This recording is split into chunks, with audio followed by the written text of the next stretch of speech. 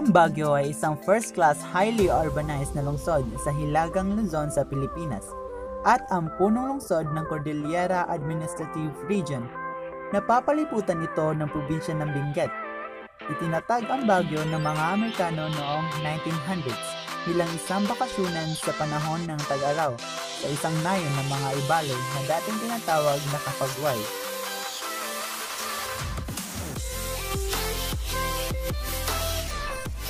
Ginawang summer capital ang lungsod noong ika-1 ng Hunyo 1903 ng Philippine Commission at idinaklarang lungsod ng Philippine Assembly noong ika-1 ng Setyembre 1909. Ang pangalang Baguio ay hango sa salitang Ibalay na Baguio na ang ibig sabihin ay lumot. Tinatayang nasa mahigit kumulang na 1,500 metros o 5,100 talampakan ng taas ng lungsod na naaayon para sa paglaki at pagdami ng mga punong pino at mga halamang namumulaklak. Nakilala ang Baguio sa malaahas nitong langsangang tila pumupulupot sa katawan ng kabundukan, sa kagilas-gilas na tanawin mula sa matarik na burol o bundok, sa malamig na hangin na makukulay na bulaklak, at sa mga pagkaing sariwat na lalahukan ng mga sariwang gulay at pampalasa.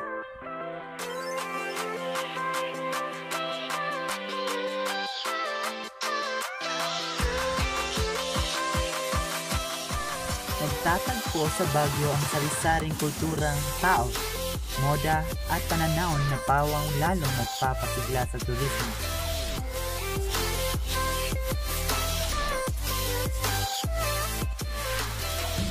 Ang Baguio ay hindi maitatanggang isa sa pinakamagandang lugar para sa mga nangbabakasyon. Ito din ay ang tinaguriang City of Pines. Dumayo naman tayo sa mga magagandang lugar, kultura at pagkain ng Baguio City.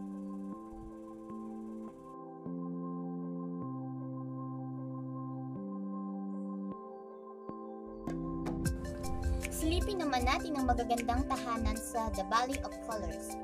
Ang Valley of Colors sa La Trinidad, Benguet ay dati-rating isang normal lang na komunidad. Ngunit naisipan ng mga nakatira rito na kulayan ng iba't ibang makulay na pintura ang kanilang mga tahanan. At dito nagsimulang maging popular ang destinasyon ng Valley of Colors para sa mga turista. Talagang nakakatuwang isisilipin ang kumpol-kumpol ng mga makulay na bahay sa Valley of Colors. Siguradong matutuwa ang inyong mga anak kapag nasilayan nila ito. Bisitahin naman natin ang Burnham Park. Ang Burnham Park ay nasa gitna ng Baguio City. Isa itong malaking park at isa sa mga pinakapopular na destinasyon para sa mga bumibisita sa City of Pines. Dito, pwede kayong sumakay sa mga boats, kumain ng taho at iba pang mga street food at mag-enjoy sa ganda ng kalikasan at aliwalas ng panahon sa Baguio.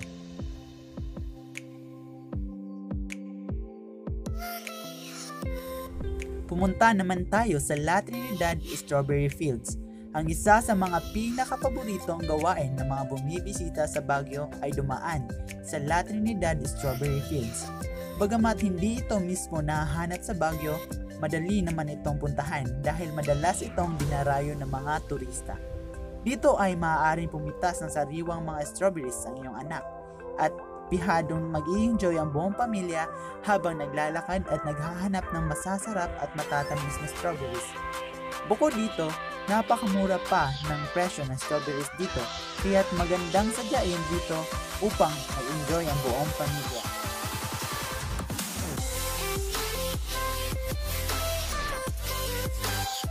Tuklasin naman natin ang napakasarap at katangi-tanging pagkain na makikita lang sa Baguio City. Ito ay ang taho with strawberry flavor.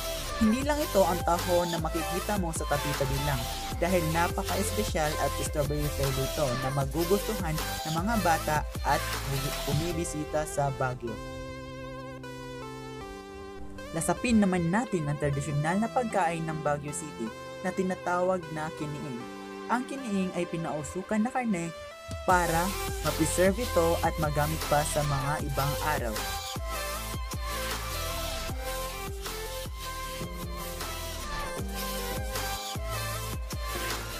At hindi naman pahuhuli ang pinakasikat na produkto ng Baguio, ang strawberry. Dahil nga sa maganda at malamig na klima ng Baguio, marami ang tumutubo na strawberry doon.